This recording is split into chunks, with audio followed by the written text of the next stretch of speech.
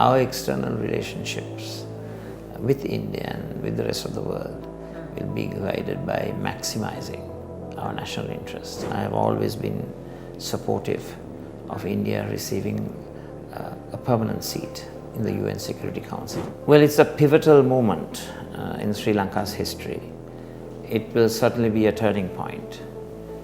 The people will have an opportunity to express their opinion.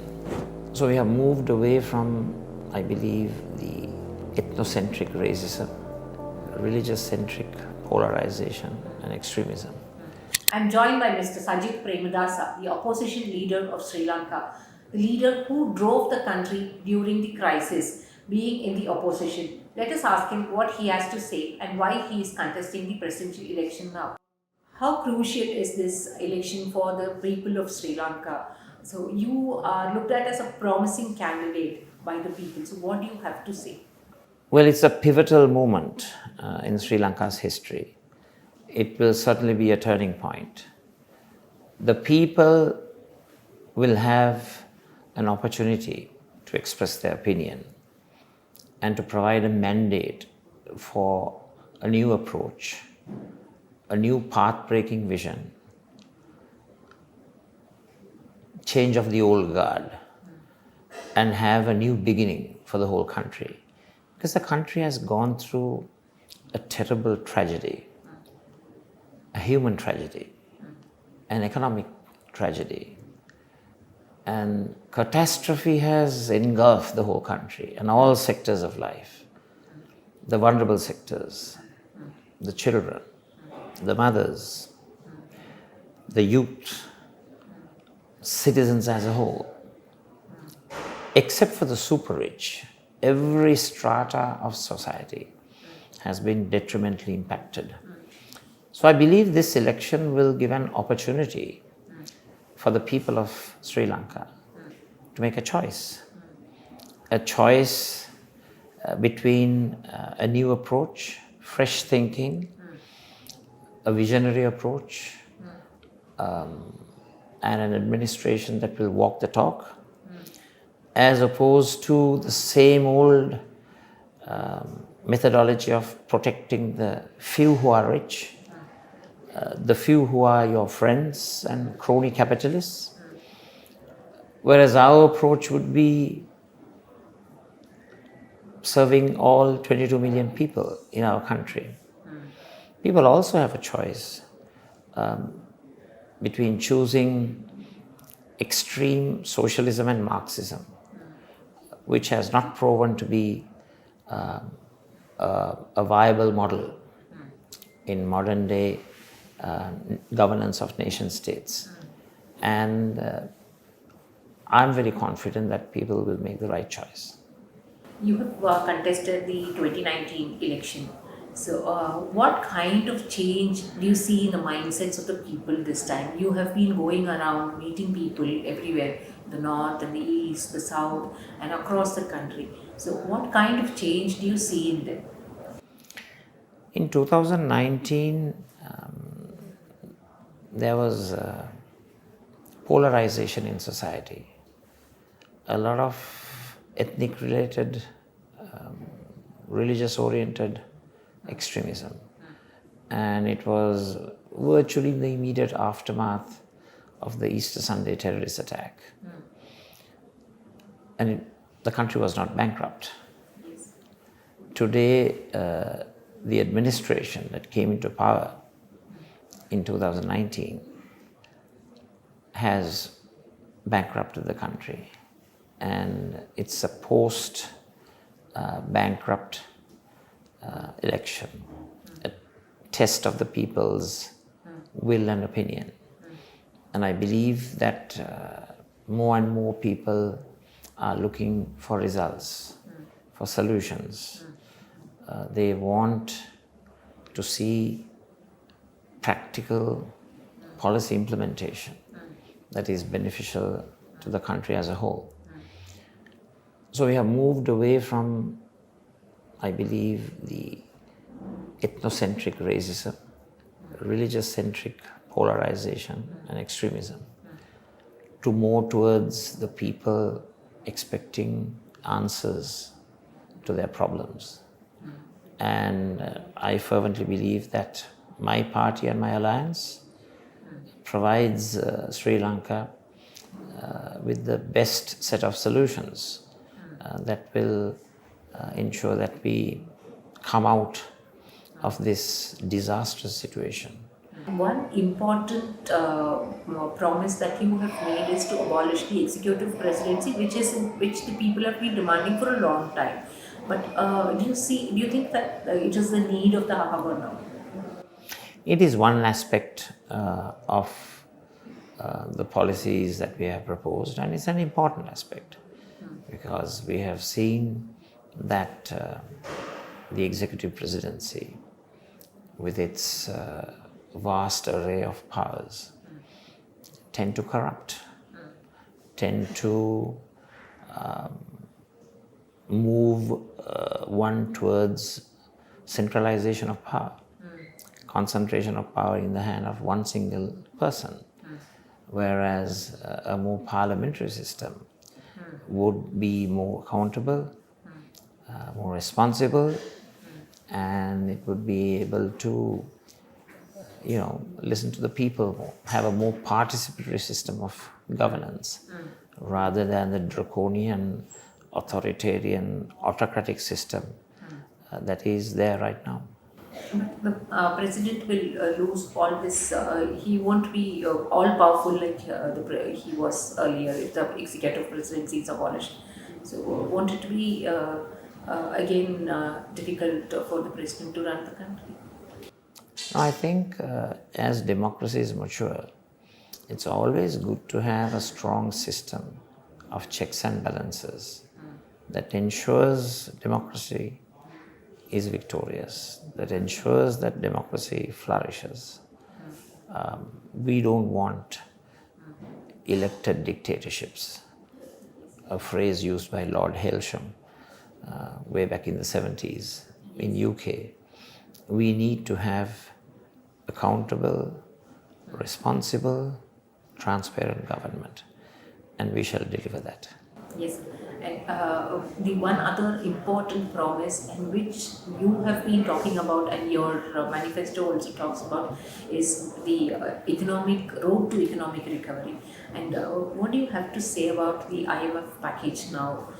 Do you think it has actually bailed out the country, and would you continue with IMF? How would you restructure the debt? It's a very long area, vast area to talk about, but I want you to be a little crisp on that. So, because your important promise is on economic recovery. So we have to work within the existing international economic order, and we will work with the IMF. There needs to be transformations, reforms and changes on a mass scale, a number of corrective measures to ensure that in the macroeconomic indicators and also microeconomic indicators that we are sound and that we are having a solid foundation. The difference between the government and ourselves is we believe that the various changes that take place has to be done with minimum collateral damage, minimum damage to the people. But the present administration has lumped all the burdens on the common man and woman on the street, sparing the super rich and their own crony capitalist friends. That we do not agree with.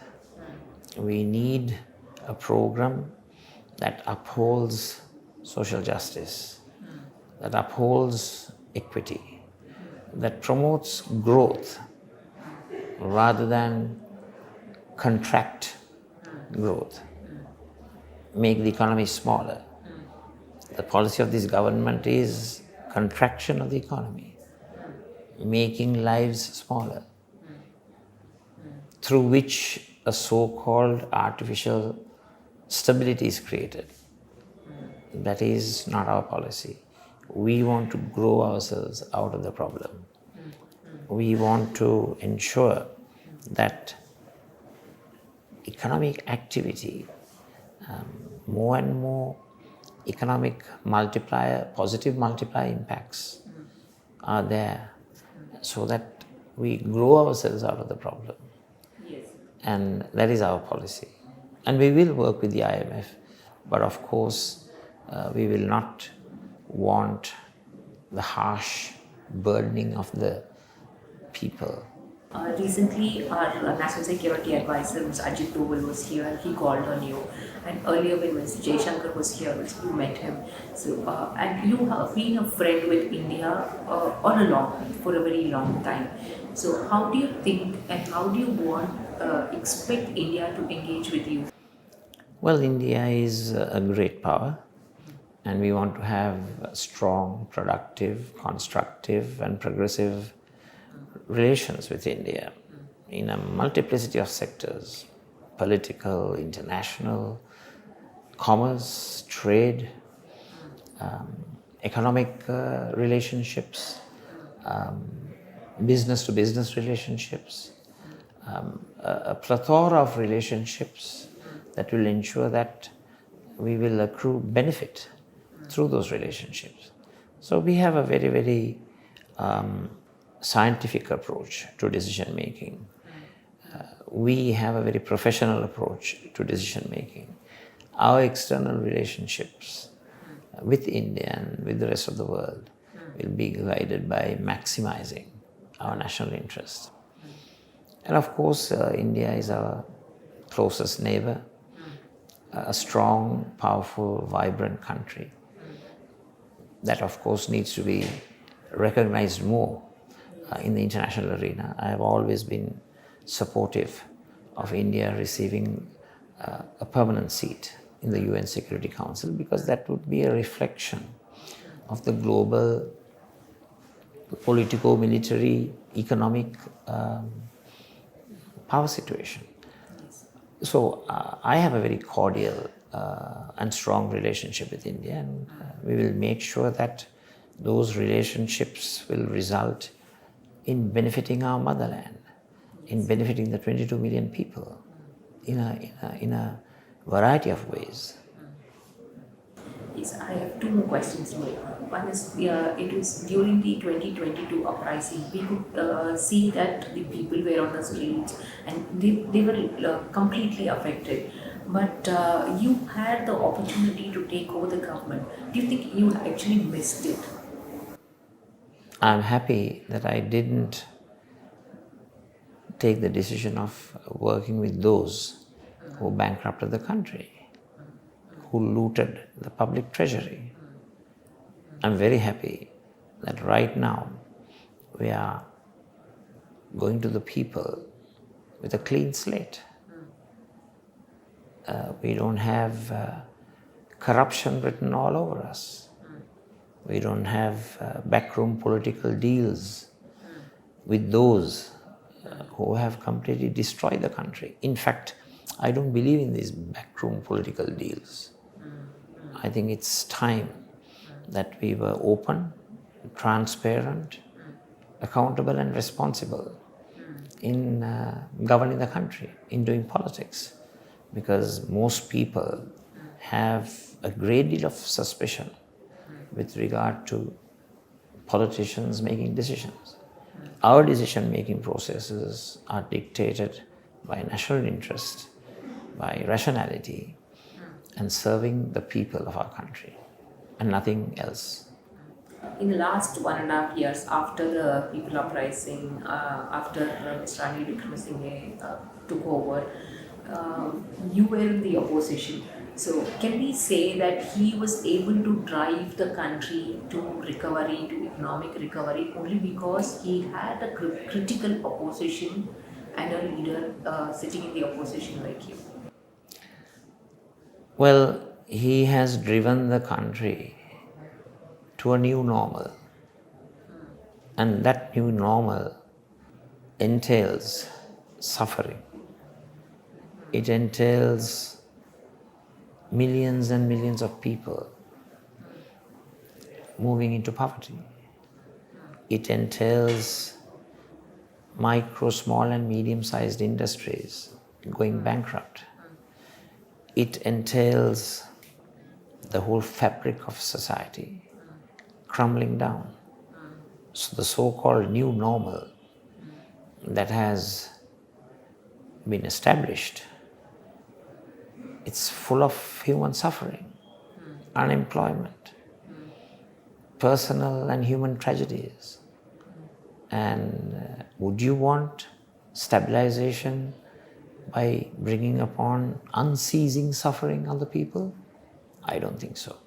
Which is why we have always proposed that we have to grow ourselves out of this problem, that we have to extricate ourselves from this quagmire through productive, constructive, pro-people, pro-poor growth.